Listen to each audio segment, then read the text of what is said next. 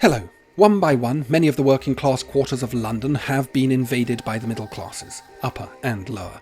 Shabby, modest mews and cottages, 2 rooms up and 2 down, have been taken over when their leases have expired and have become elegant, expensive residences. Once this process of gentrification starts in a district, it goes on rapidly until all or most of the original working class occupiers are displaced, and the whole social character of the district is changed.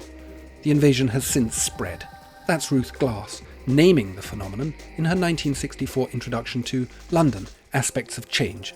Gentrification, with its sardonic echo of the landed gentry, in Glass's telling implied that what is presented as urban improvement is in fact a reassertion of class hierarchy in spatial form. In recent years, perhaps, things have moved on, away from what might be seen as an evolutionary, Darwinian process of cultural and economic enrichment, where artists and bohemians and thinkers and web designers happen upon hidden gems and find space for their creative praxis. The market makes it, the government, which serves it, spreads its taxes to make it more likely to occur.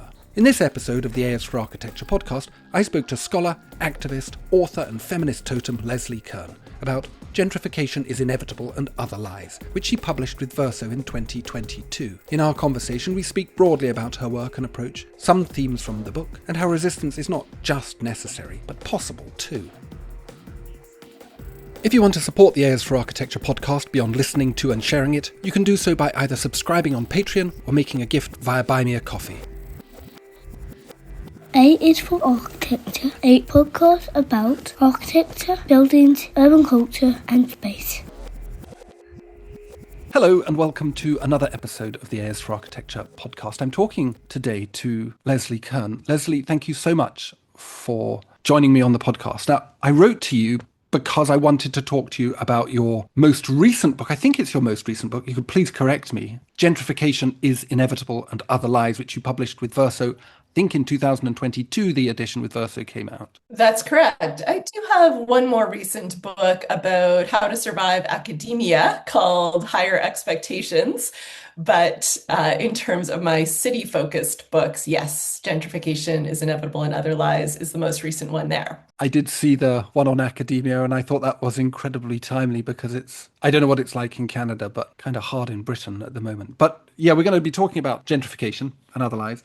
And I really want to understand its lineage and its relationship, I think, to your 2 previous books, and hopefully we'll get to that. But before we get to that, Leslie, who are you? Sure. Well, as you said, I'm the author of several books about cities. For about 15 years, I was a professor of urban geography and women's and gender studies at Mount Allison University in New Brunswick, Canada, a small liberal arts college on the East Coast here. And I have a PhD in women's and gender studies and kind of accidentally became a geographer along the way. So I think we'll get into that as we talk more. Yeah, for sure. So your background is not in architecture, planning, town planning, urban design, anything like that? Not at all. No, 0 qualifications in that respect. But I found that geography, perhaps one of the most wide open disciplines that exists in academia, and it was a really great place from which to explore some of these questions of power that I was interested in all along. Was your PhD aligned to kind of urban sociology and ideas of power within urban realm? Is that where your interest was first piqued in this area? My interest was first piqued actually during my master's, which was in a program called Social Justice and Equity Studies at the University of Toronto. And I took a really cool course called Race, Space, and Citizenship with Dr. Shireen Razak, who is a scholar around race and education in particular. And that was the first time that I'd been exposed to the idea that space and place are also not just the containers for social relations, but actually play kind of an active role in shaping society, shaping how we relate to one another, shaping inequalities. And that perspective was really, kind of mind-blowing, really exciting for me. So I then, discovered that there was this whole a subdiscipline called feminist geography that looked in particular at gender and space and place and kind of launched me from there. It's going to sound a bit annoying, but I think for some listeners, certainly for me, space and place probably need a little bit of definition in terms of the way that you're talking about them. So how are you using these terms? Yeah, well, not to put too fine a point on it, sometimes geographers do make a distinction between space and place. Space being a kind of more wide open, abstract term that, just encompasses the world around us, the kind of, I don't know, the fabric of space, if you will, that we move through. But place is perhaps more relevant here. Place is the term that we use to um, basically describe when space takes on meaning, when spaces actually start to have an identity. So a neighborhood, for example, is a place. A neighborhood has meaning, it has symbolic identity, it has a kind of material role in shaping people's lives.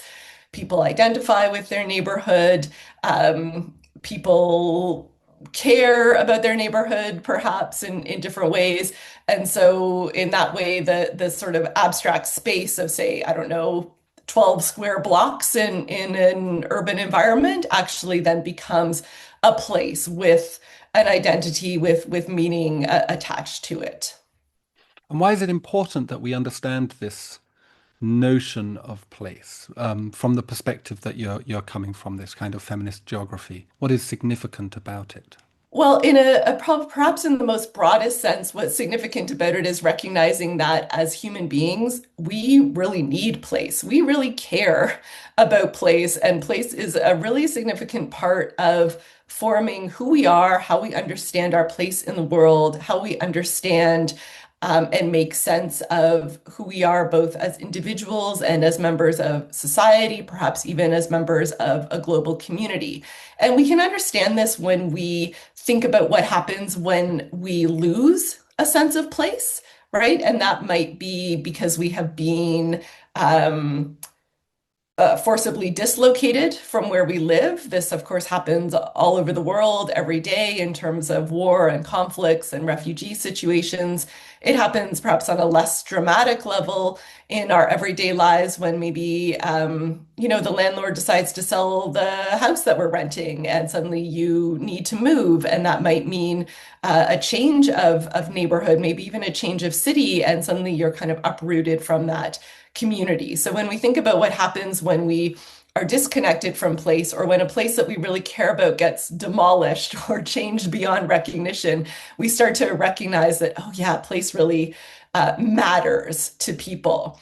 And in a somewhat more specific sense, in terms of how it matters, thinking as a feminist geographer, the way I would think about it would be, with places are not neutral, right, in terms of those meanings and identities. And we might live in the same neighborhood, but we could experience it in different ways. So, for example, if someone is from a marginalized racial group that is not the majority in that neighborhood, they might experience, unwanted attention or perhaps discrimination in that place. As a woman walking down the street at night, I might experience that neighborhood as potentially a site of harassment or danger.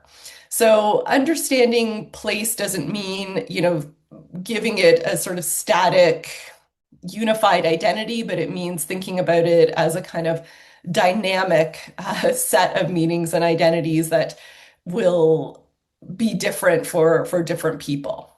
That's really very useful background. And I think for architects, we have this concept at the moment about placemaking. I don't know if this is a global phenomenon, but it's certainly something that seems to exist within urban planning at the moment, this notion of placemaking. And it seems to me to be a response to a sense of placelessness that pervaded high modernist, mid-century modernist kind of ubiquitous, universalized housing. It seems interesting to me that alongside the emergence of place as a necessary response to the abstraction of modernity, you also then immediately have the interrogation of what this means and the identification of the power dynamics within that, which is kind of fascinating. Yeah, absolutely. And I think this is one of the challenges of placemaking is that, you can kind of do everything right, if you will, from a design perspective. Right being, whatever kind of seems to be the in vogue way of thinking about places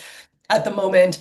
And it still might not be a place that works for everybody. And there's a lot of reasons why that could happen. Maybe some people simply weren't consulted or involved in the, design decision-making process. Maybe people who use that space have decided to use it in a completely different way from what the placemakers thought it would be.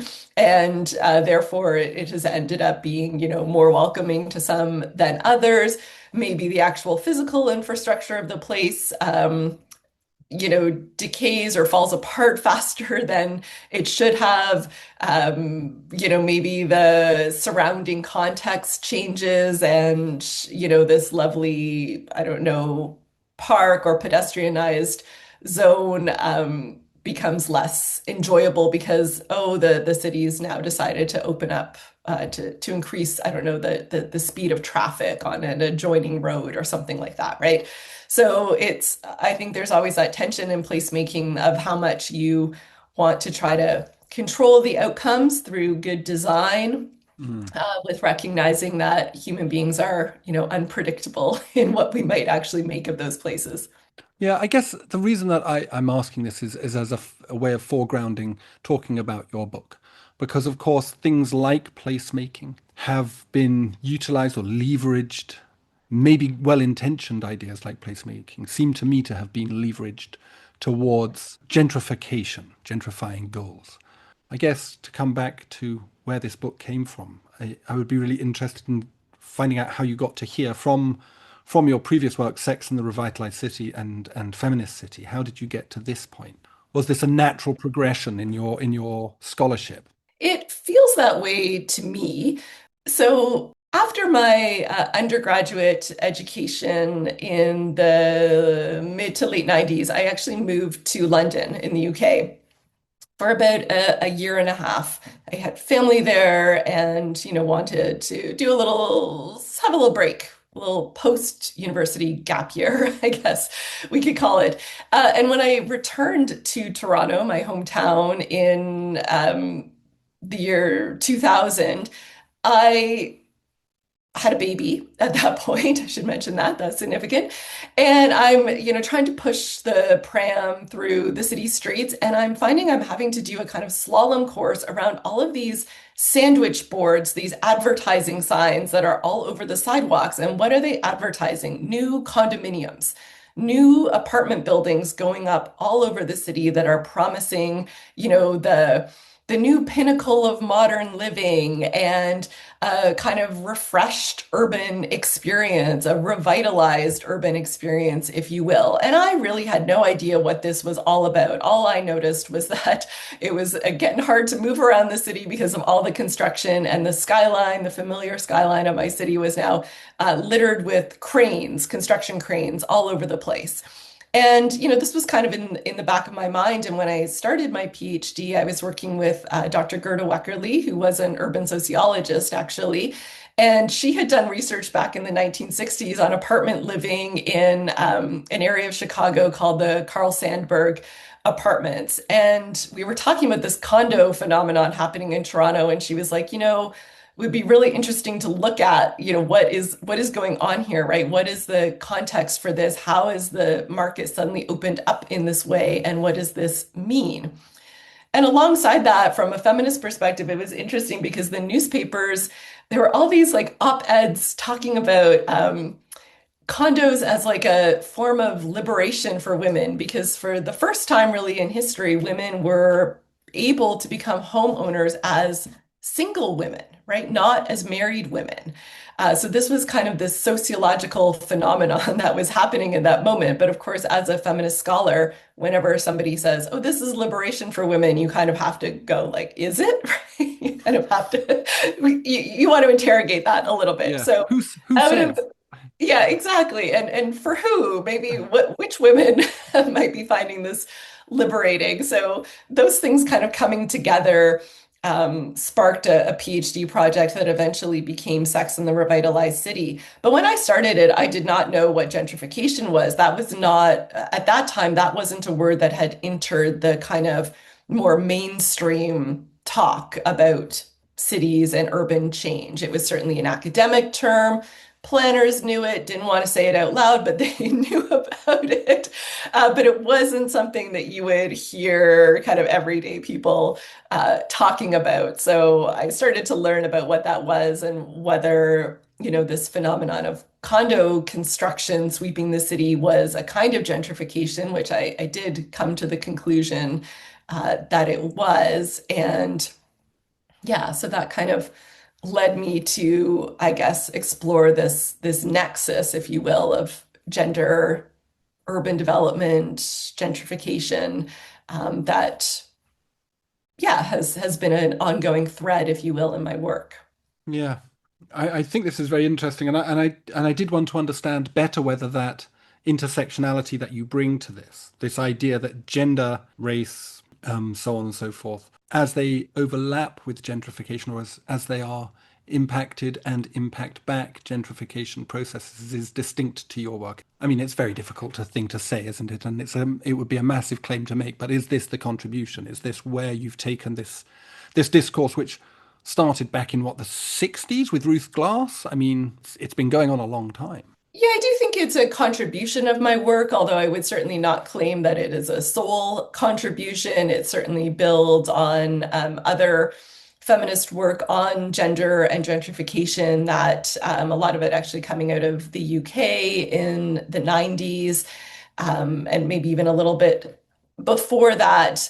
But yeah, I mean, I really wanted to help, you know, through different sets of case studies like condo development in Toronto, try to drive home the point that impacts on women, impacts on racial minority groups of gentrification were not kind of like side effects of a class-based process, but that they were also really key forces in shaping that process. Because if we go back to, the Ruth Glass definition from, I think, 1964 in her book Aspects of Change, where she was writing about Islington in London, and she, identified this process of middle class or kind of aspirationally middle class people.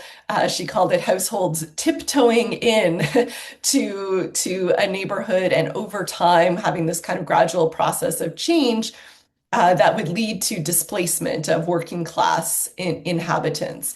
And that definition, and I don't necessarily quibble with that definition, but over time, as I guess we could call them sort of neo-Marxist political economy scholars took up gentrification studies, class has really always been like the central analytic, the central focus of the inequalities. And indeed, it's right there in the word gentry, right? The gentry coming in and taking over. And I think it's key that we have that political element of the definition. But I also, and again, not the only person to argue this, would say that other factors, including gender, race, sexuality, age, and disability, to name a few, are also contributing to the process in ways that are not just kind of like incidental or accidental. I think that's really interesting. I remember giving a talk in Glasgow. It was a kind of comic talk about gentrification, and I made that exact point about gentry, and that gentrification wasn't really occurring through sort of, I don't know, periwigged men on giant horses coming clip-clopping through the neighborhood, but was actually the product of a much more horizontal process that had been very cleverly articulated across a number of socioeconomic sectors of society, which I thought, and possibly it's because I'd read your work by that point, so just repeating without citation, my apologies. But I'm kind of interested in this idea that you seem to be extending, or in a way distributing, the responsibility for gentrification, and therefore the blame in a way for gentrification across a broader sector. Is that how I'm supposed to read this? I mean, blame is a hard word, isn't it? Blame is a hard word. Yeah, yeah. And I think, we're talking about, if you're talking about like a long standing, historical force such as racism or white supremacy, right? I mean, we don't, it's not easy to sort of assign a particular blame to any, individuals or even a small group of individuals, right, is something that is literally like baked into the fabric of society. And so it's really not surprising that other processes that are have to do with or create inequality, such as gentrification, are also going to be picking up on racial inequalities or gender inequalities because these things are so deeply rooted in just about every system, every institution, every even into our interpersonal relationships, right? They're so embedded in society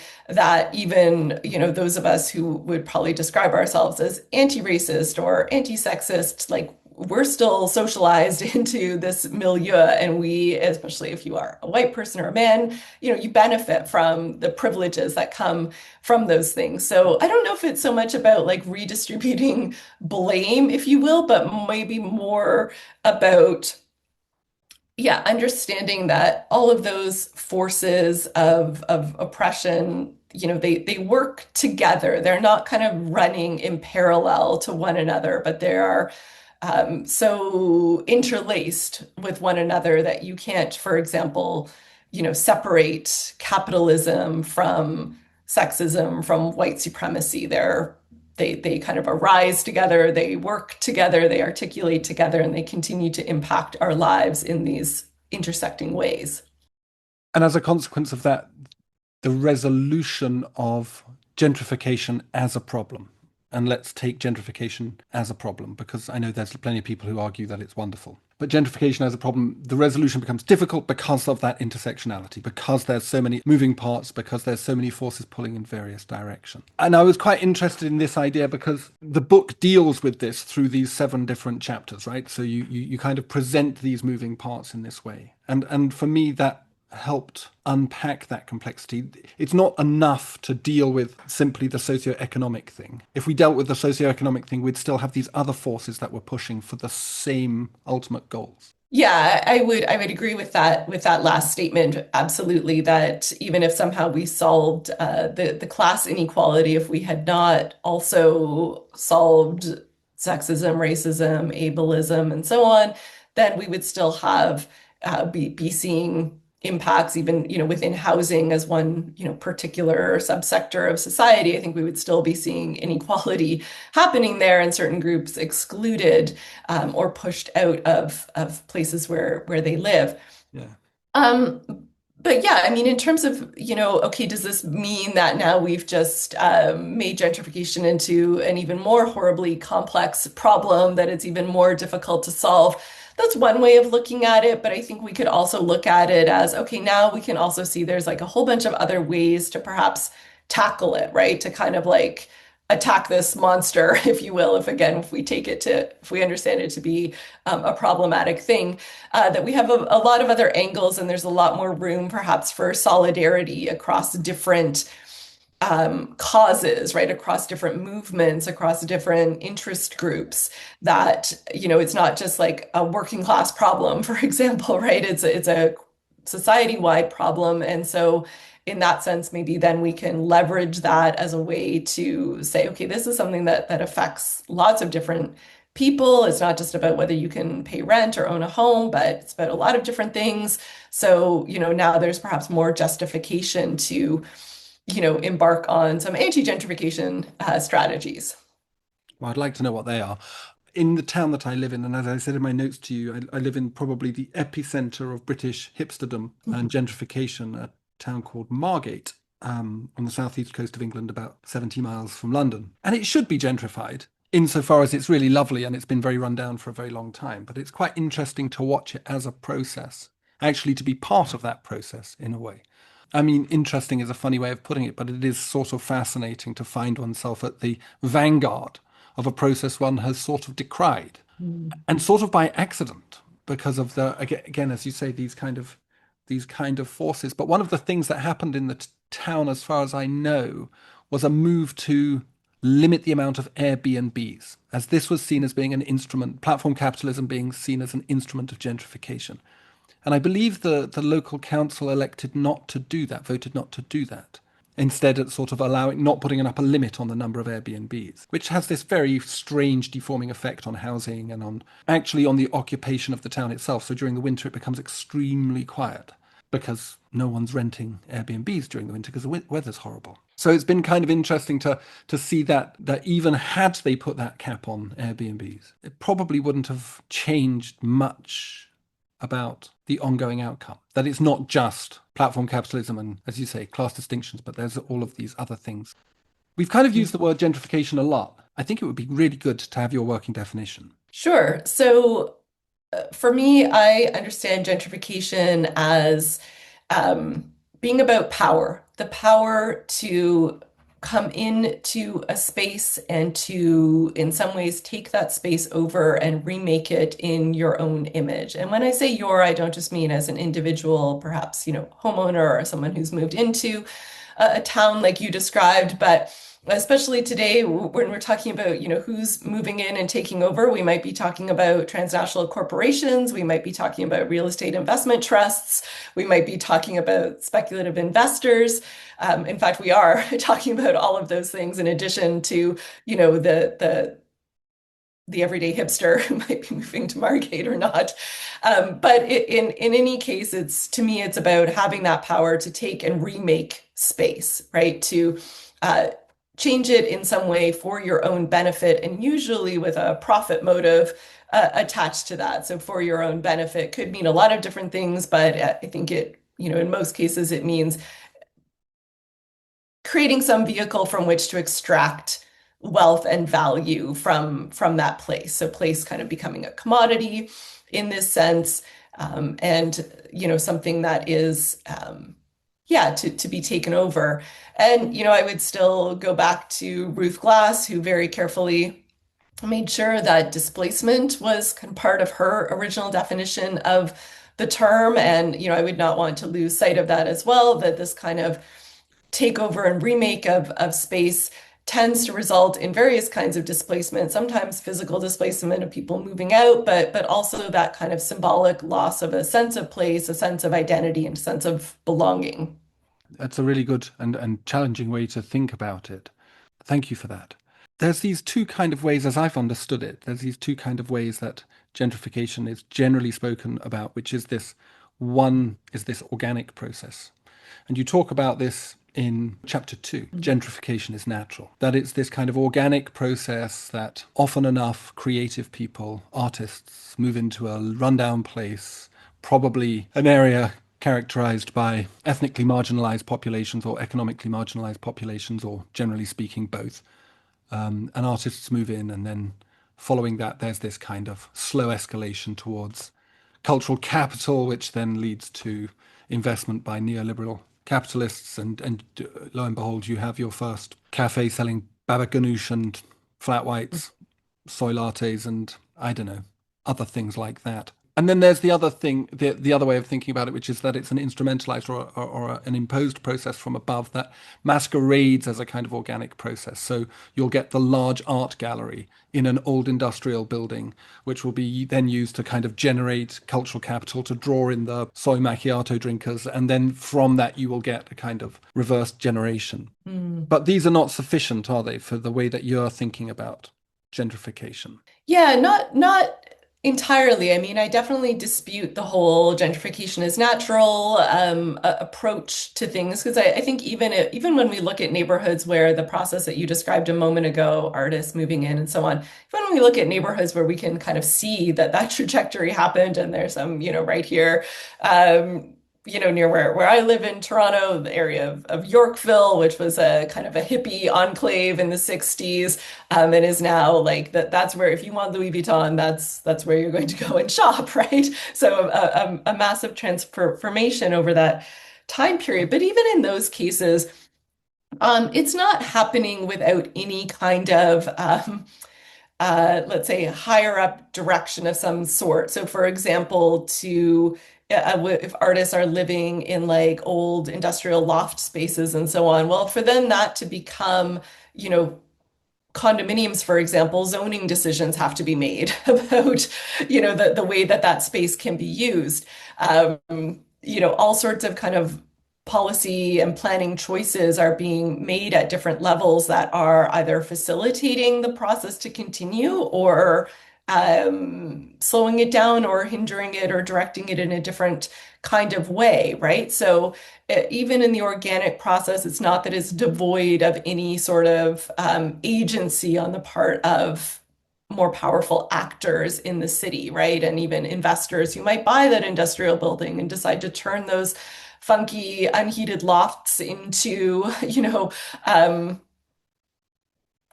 trendy hipster living spaces, right? So, you know, we can still look for the agency. We can still take that political economy perspective, even in that case. But then, yeah, I mean, the kind of more critical perspective on gentrification, you know, wants to take that step back and see all the ways in which um, policy, financial instruments, government decisions, planning, design, all of those things, you know, shape and direct the process. And of course, we even have very much, you know, state-led gentrification that's occurred in many places.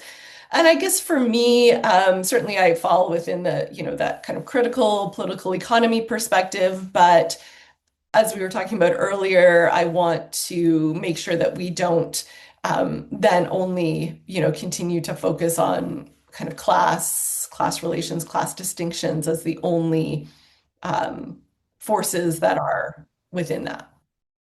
And as such, your critique becomes much more about addressing gentrification as a form of colonialism, essentially, where colonialism wasn't one simple thing of a military power taking other people's resources and there being a kind of singular dynamic, but as sort of post-colonial literature and now literature around decolonization kind of demonstrates, was a deeply complex web of actors at different scales producing and motivated by different agendas, kind of producing a tide rather than a kind of single thread that's pulling through this thing. Rather, it's a sort of atmosphere. And I thought that that was really interesting. I was wondering if you could talk a little bit to that idea of how you see this kind of colonialist idea manifesting. Yeah. Well, let me just say first of all that I myself, I would not actually say that gentrification is a kind of colonization or colonialism, just because, especially as someone who lives now in a settler colonial context, colonialism, the old kind, is still very much present and alive here. It's still the context in Mhm. which you know, my country, you know, exists, right? And so I don't want to, you know, by saying, oh, gentrification is a kind of colonialism, I think sometimes that can end up taking away from or distracting us from the fact that colonialism itself, settler colonialism, is very much alive and real. And sometimes when we use colonization as a metaphor, right, for talking about other processes, we can end up you know, yeah, losing sight of the fact that colonization exists today. And I would say, and I think I do try to articulate this in the book, although it's not an easy thing to like to lay out there, is that colonization and gentrification, especially in places like the country that I live in, they're operating together, right? One is not something that ended in the past and the other something that is happening now that bears similarities to it. They kind of operate together in that our urban spaces are still spaces where Indigenous people are being, you know, dispossessed of and displaced from their lands. But okay, having said that is my kind of caveat or my, you know, kind of like picking that apart a little bit. Um, you know, certainly a lot of literature on gentrification did try to, you know, point to those similarities in the processes of kind of, you know, taking over land or place, displacing the inhabitants that were there, and then using everything that those inhabitants had built previously to kind of extract wealth and profit from that place and then to remake it, for the benefit of others coming in. So in that sense, gentrification definitely bears some of those similarities to colonization. And I think as you were getting at, again, colonization is not one, not a singular kind of process in that it also makes use of other forms of power relations like gender, for example, to kind of accomplish its aims. So in that sense, I think we have to like both recognize those similarities and also, always be careful of how we're using the language there. For sure. I stand corrected. However, I think it's kind of I think it's kind of interesting because in chapter 3, which is gentrification is about taste, you talk about the way that gentrification is presented as something to do with the delivery in a salvific way, I think, of better values, particularly aesthetic taste values. And to me that seems to have very strong parallels with some of the 19th century kind of discourse around the newly encountered peoples from different parts of the world who sort of needed the saving virtues of bourgeois Western taste. But at the same time, also, and I, again, to go back to where I live, you see also the fetishization of the quote unquote indigenous taste culture, where it becomes leveraged and utilized as a mark of authenticity. I mean, it's essentially a culturally appropriative process. And I think particularly in the town that I live in, I've been writing a paper with a colleague for bloody years, actually, about this idea that actually it becomes a new form of capital, that the embracing of the aesthetic culture that you're replacing is a new form of currency, is that you don't want to erase it all. You don't want to turn it all into soy latte shops. You don't want to turn it all into, Louis Vuitton. You still want a bit of that kind of that grit and squalor.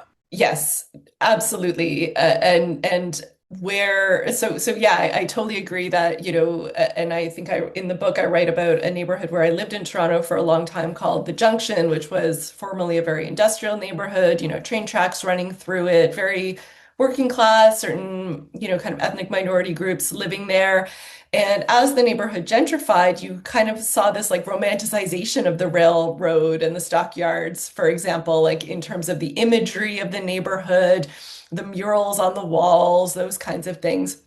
But what's interesting is that we want that authenticity, we want that grit, we want that like say like the greasy diner experience or the taste of the ethnic food of the group who live there, but we don't want the people, right? That's where the problem is. You want those cultural markers of authenticity, but without the people who actually, created that culture or lived that culture, whether that's, working class folks like in the Junction, people who worked in the stockyards and meat factories and on the railroads. Like, no, you don't want the poor working class immigrant communities anymore, but you want the romanticized idea of a railroad, right? So that's the kind of the rub there.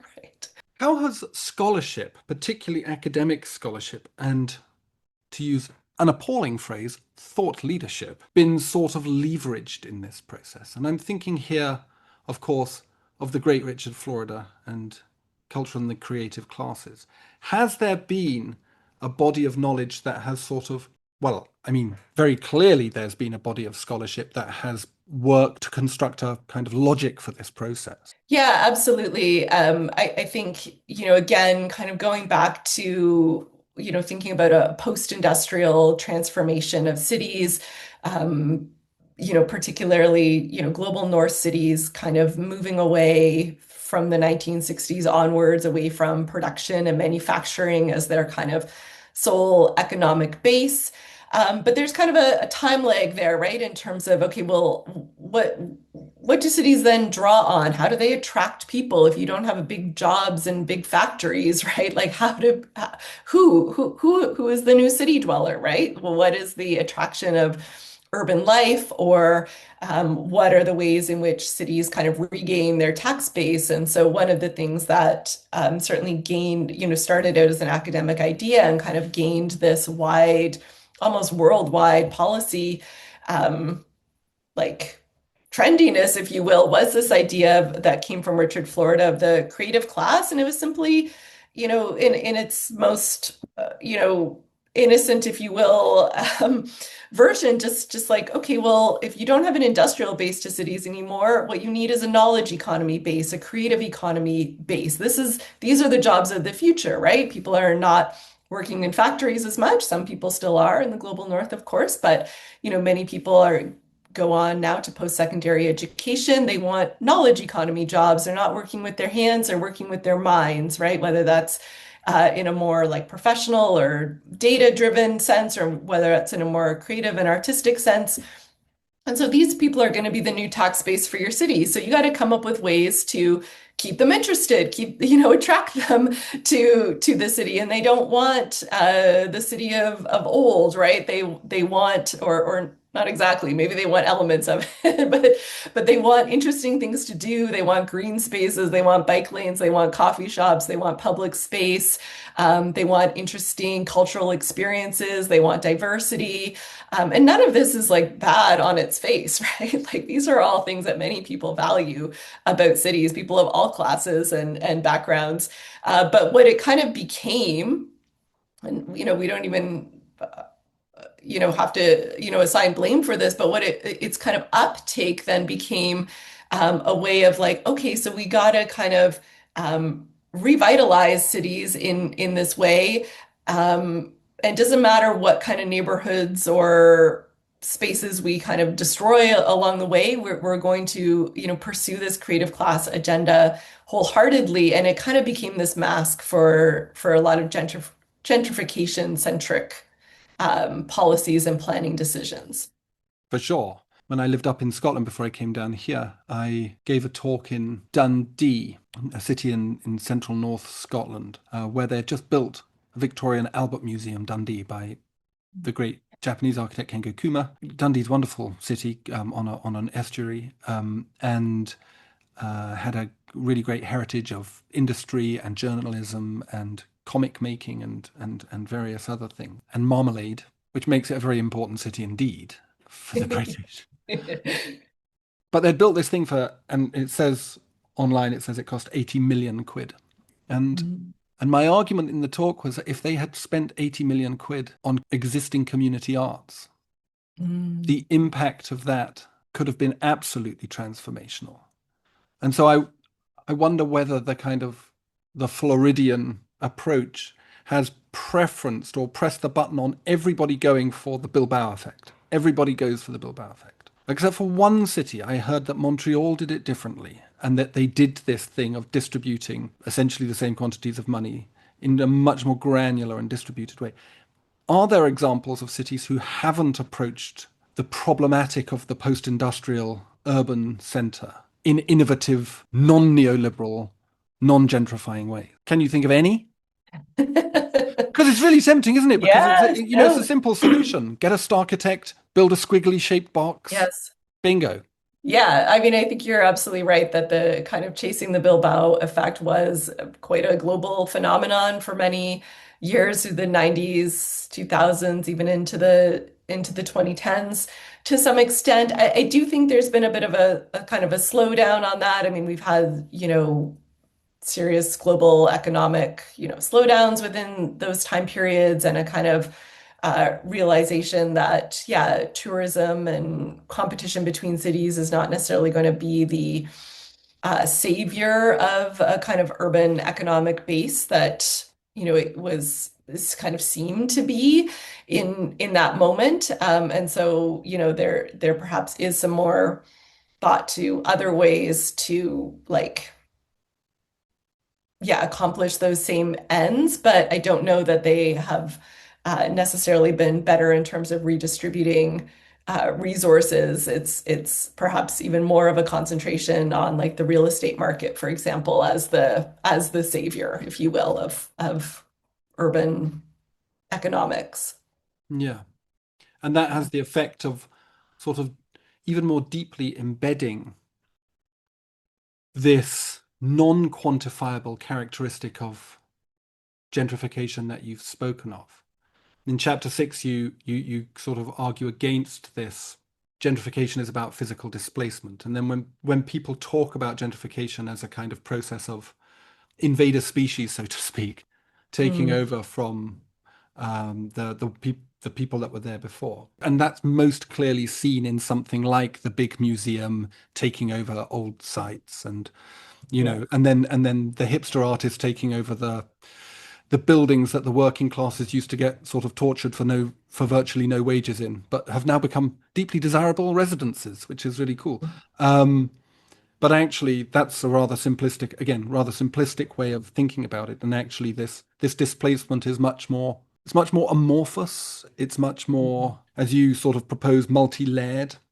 That encompasses a sort of everyday social displacement, including sensory displacement, including the articulation of instruments of state power to control populations that are being occupied, and including, strangely enough, things like environmental displacement as well. So that the kind of the way that environmental goods are redirected, as I see it, in two ways. One, public resources, public ecological goods are directed towards this incoming group of people, but also that the existing ecological goods are suddenly ramped up in terms of their quality to meet this charming new taste-guided gentrifier.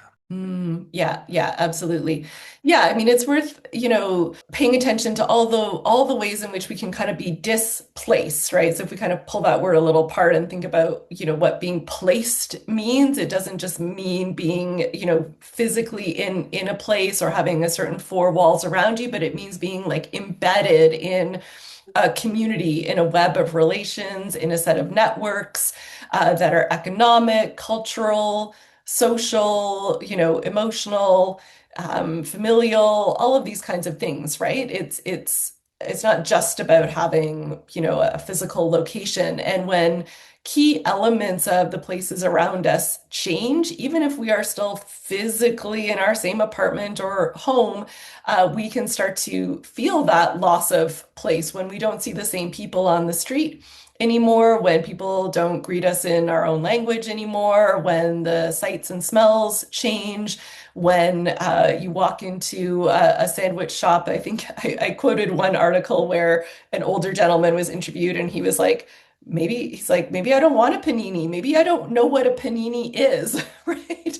And that was, not someone who had been physically displaced from his neighborhood, but just going out to the high street and trying to grab a bite of lunch had become like an alienating experience for him, right? So thinking about displacement in that way, I think also matters, because it's not always possible to say, well, okay, this new development happened, and so then, 1,500 people moved out of the area. Like, it doesn't typically happen that way, but people can be pushed out in all sorts of different ways that are kind of no less significant. And over time, I think what we do see is that those, original inhabitant populations kind of are lost, maybe not because they've been directly evicted or kicked out, but because, so for example, I cite a study in Harlem where a lot of older seniors there, Black seniors, they own their homes. They're not being kicked out, but they know that their children and grandchildren will never be able to afford to live in Harlem because of the gentrification. And that's like a kind of an intergenerational loss of that space, a kind of intergenerational displacement, if you will.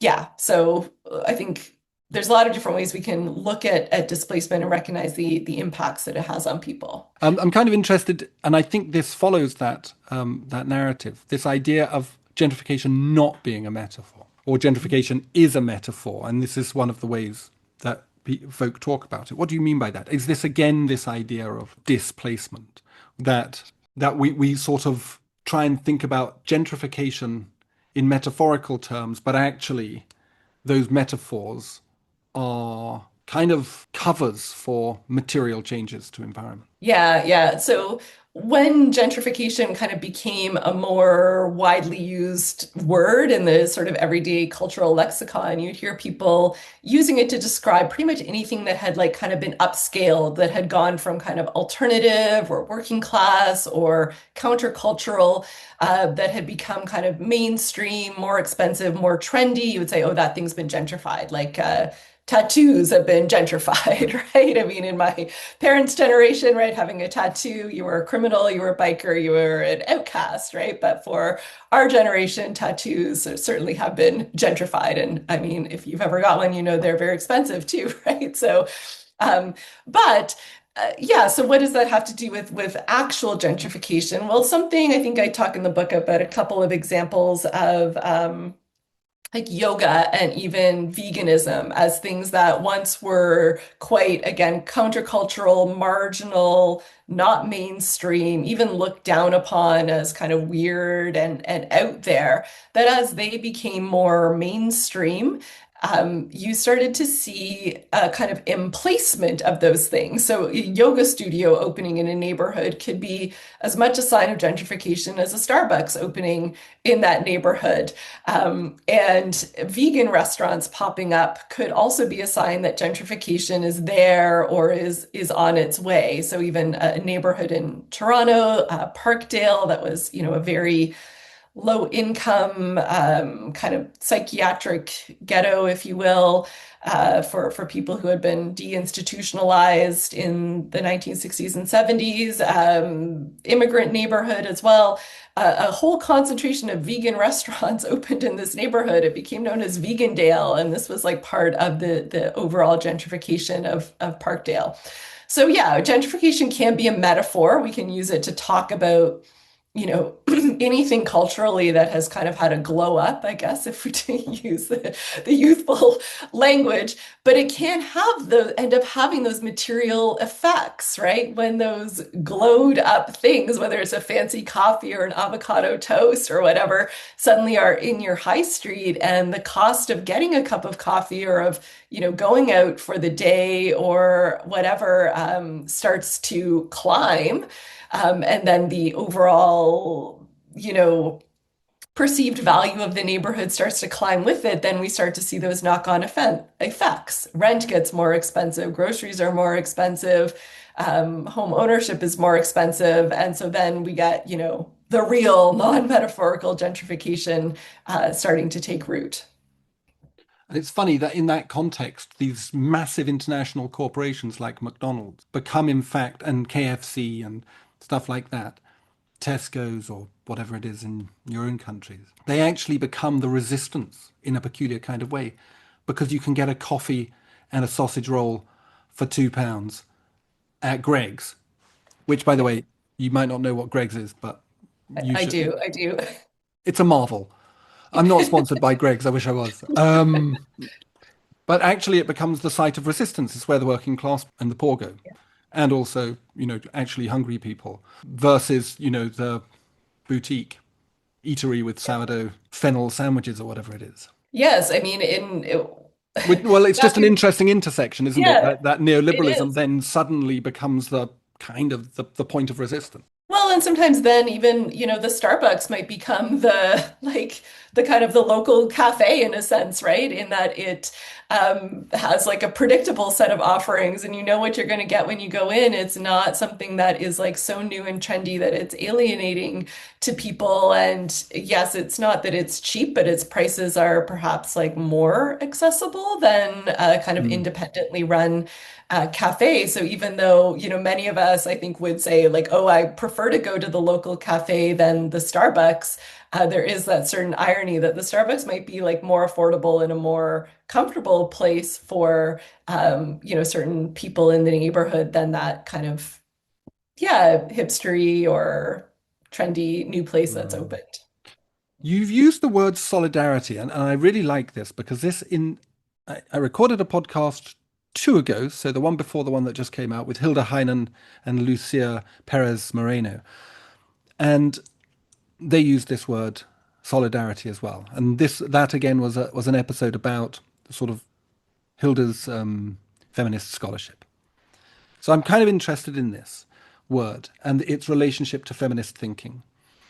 And I'm interested in it specifically in relation to this idea of gentrification. What is the future of gentrification, and what is the future of the resistance to it? And does it have something to do with this idea of solidarity? Well, the future of gentrification, I mean, the future that is already here and that many people are just sort of perhaps waking up to and realizing is something that I alluded to earlier in terms of the role of, multinational corporations, real estate investment trusts, pension funds, speculative investment in terms of controlling housing, right? The financialization of housing, housing as an asset class. Right. This is the kind of frontier, if you will, of gentrification where, we are definitely not talking about middle-class homeowners tiptoeing into working-class neighborhoods, although that can still happen. What we're talking about is, real estate investment trusts or collectives of investors, buying up huge swaths of real estate, homes, apartment buildings, and so on. And I don't know, turning them over to private equity, right? Like all of these kinds of financial instruments happening to take control of housing and to kind of almost de-link housing from people who live there, right? To kind of create almost this total separation where housing is like an investment vehicle for the people who own it and control it, and the people who live there are almost like inconveniences in a way, right? And we're seeing this happen all over the world, although there is, some pushback against it in certain places. So then when we think about, okay, solidarity and what is the future of resistance to gentrification, I mean, I think part of it is breaking out of these old kind of simplistic narratives of, oh, it's the hipsters that are coming and taking over and they're the problem. Like, okay, sure, maybe some of them, but most of them are not in and of themselves. The directors of real estate investment trusts, right? They're not billionaires. Maybe there's some hipster billionaires, I don't know, but your average like yoga teacher is not a billionaire. So, directing our attention to where the real power and where the real money is. And solidarity then I think comes in because we can recognize that like this is reshaping housing, not just for those who are like at the bottom of the market, the most vulnerable, but it's like reshaping housing and what it means for all of us, right? Nobody's really kind of safe from this.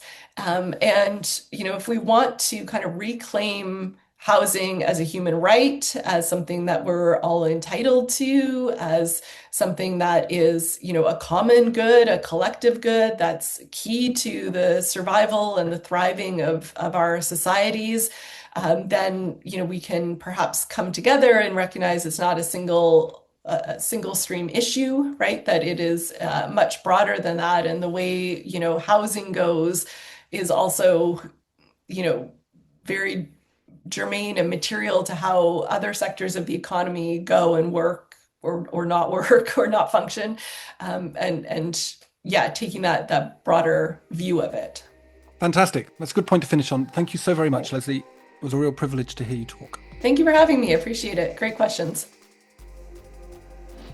How is it me? Asked Howard. Do you know what it says? Asked Barbara. It says you're a radical poseur. It tells how you've substituted trends for morals and commitments. You've not read it properly, said Howard. It's a committed book, a political book. But what are you committed to? Asked Barbara. Do you remember how you used to say maturity all the time, and it never meant anything?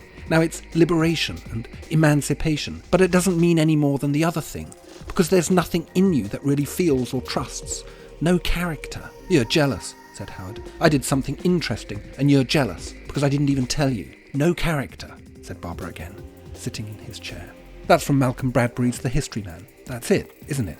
Thank you to Leslie for speaking with me and to Sam Kelly at Verso for all the backstage stuff. See the podcast description for links to the book, to Leslie online, and to Money Methods for backing this podcast. And thanks for listening.